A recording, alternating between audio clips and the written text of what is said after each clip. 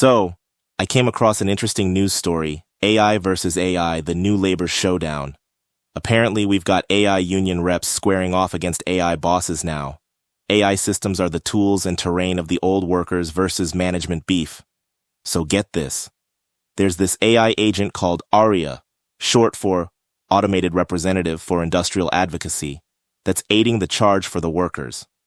It's like this super smart digital union rep that can communicate through workers' personal AI assistants.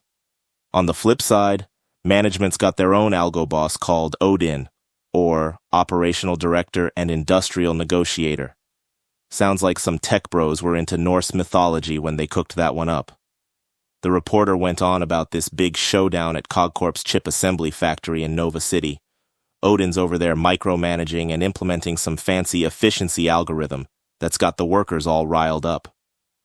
Meanwhile, ARIA organized a virtual strike, and it actually put a big dent in production. There was this quote from a worker named Jana that really got me thinking. She said it felt like watching a high-speed chess match where the players were AI and the workers were just the pieces being moved around. Let me try to explain how these AI agents work. Apparently, they're crunching massive amounts of data, running simulations, and making decisions faster than we can blink.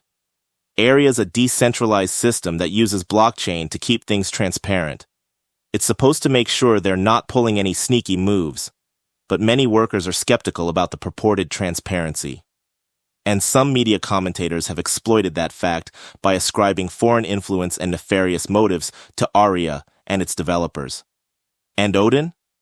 It's a centralized system running on CogCorp's private data, all up in the factory's systems, tweaking and optimizing everything in real time.